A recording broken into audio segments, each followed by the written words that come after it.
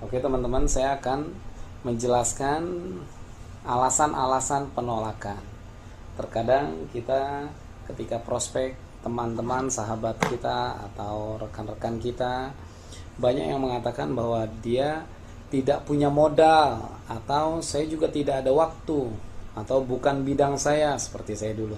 Saya sangat gengsi mengerjakan bisnis seperti ini, atau saya sebenarnya pengen bergabung tapi tanya orang tua, suami, istri, atau tanya pacar dulu, atau saya tidak yakin saya bisa sukses di bisnis ini, atau saya pikir-pikir dulu. Nah, banyak lagi alasan-alasan penolakan, tapi yang mewakilkan seperti ini. Tapi sebelum saya menjelaskan alasan-alasan penolakan, jawabannya saya akan menceritakan atau memberikan sebuah ilmu yang sangat luar biasa, yang kalau kita pahami ilmu tersebut, maka kita akan semangat untuk menuju puncak kesuksesan. Kita akan berjuang. Namanya yang pertama adalah ilmu kehidupan. Kalau kita lihat pendidikan, rata-rata SD 6 tahun, SMP 3 tahun, SMA 3 tahun, dan kuliah kurang lebih 4 tahun ya kalau tidak dicintai dosen. Berarti jumlahnya kurang lebih 16 tahun di bangku pendidikan. Jika semua orang ditanya kenapa kamu belajar 16 tahun, karena untuk dapat ilmu buat dapat ijazah buat dapat kerja buat dapat UUD, penghasilan ya, ujung-ujungnya penghasilan atau duit juga. Kurang lebih yang didapatkan UMR kita anggap 3 juta per bulan. Kalau kita tanya orang yang sudah kerja dari penghasilan 3 juta per bulan, dia kurang lebih mampu tabung 1 juta per bulan ya, berarti irit ya, plus pelit juga. Kita lihat 1 juta per bulan tabungan. Inilah fenomena yang banyak terjadi di masyarakat kita. 16 tahun di bangku pendidikan. Kalau saya bertanya di sini, berapa biaya yang orang tua keluarkan dari SD sampai kuliah? Tidak terhingga. Dan apa yang ingin Anda berikan buat orang yang Anda cintai, yang sudah berjuang menyekolahkan Anda? Pasti jawabannya impian. Impian kita membahagiakan orang yang kita cintai, mengangkat harkat martabat keluarga. Tapi kita harus sadar juga yang namanya impian harus smart, specific, measurable, achievable, realistic, dan time limit. Berarti misalnya impian seseorang membahagiakan orang yang dicintai, bukan hanya bahagia, tapi bahagianya dengan apa? Misalnya memberikan haji, perjuangan dia haji untuk orang yang dicintai. Kalau dia muslim, haji 2 orang tua, atau kurang lebih 80 juta dikali 2 orang, kurang lebih 160 juta. Terserah dia mau tentukan berapa tahun setelah dia kerja.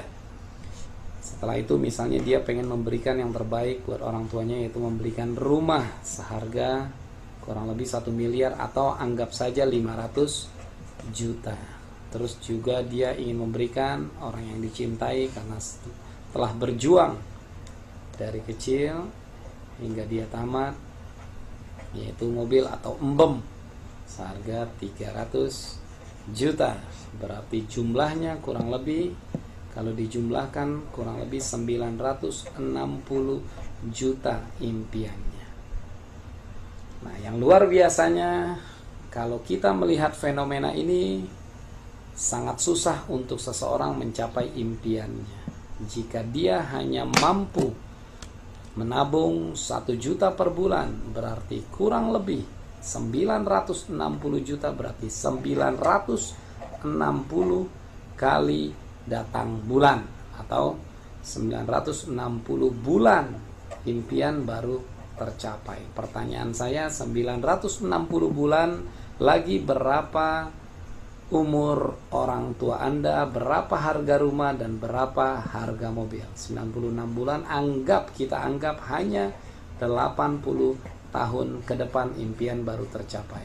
Tapi permasalahannya, berapa umur orang tua kita?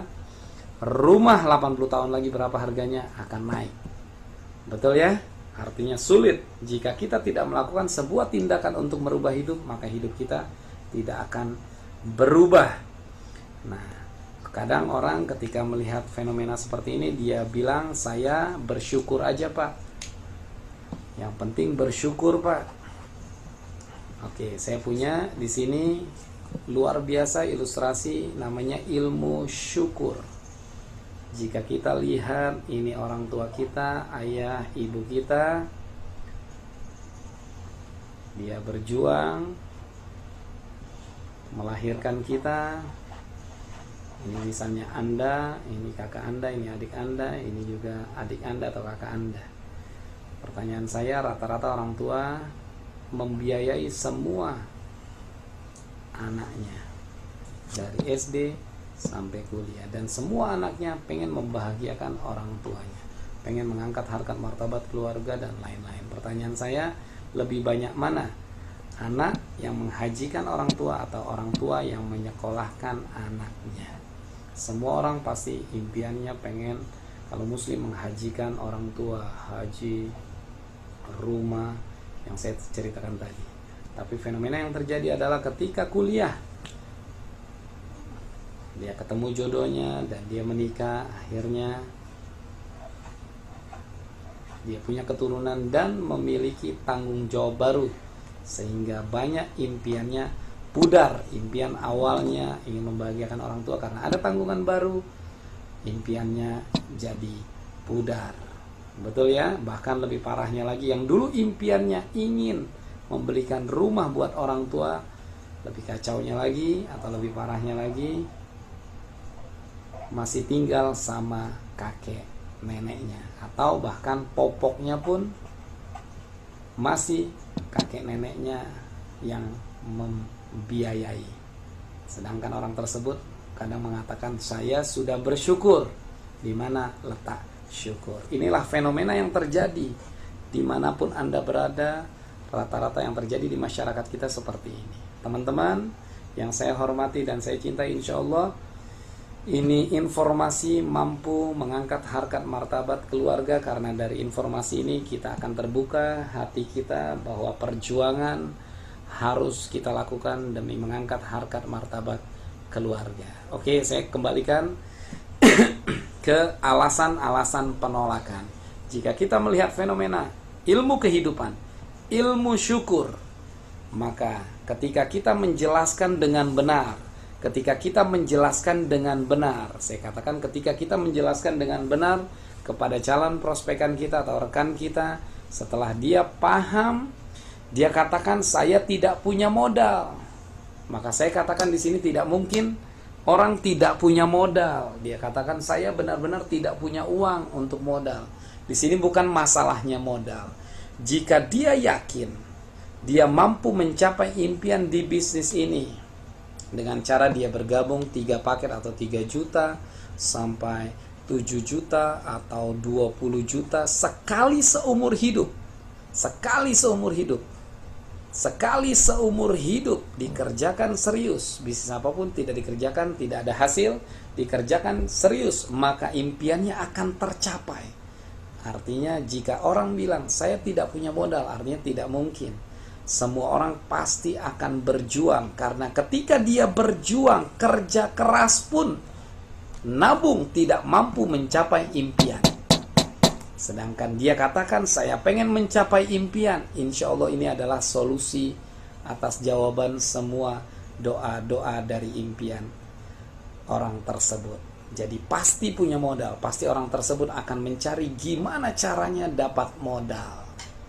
Yang kedua, tidak ada waktu. Pak, saya orang paling sibuk di dunia. Saya skripsi dan lain-lain. Kalau kita lihat fenomena yang terjadi di sini adalah saya tidak punya waktu banyak. Saya katakan banyak orang kerja untuk 3 juta per bulan. Masa untuk kejar 3 juta per hari dia tidak punya waktu?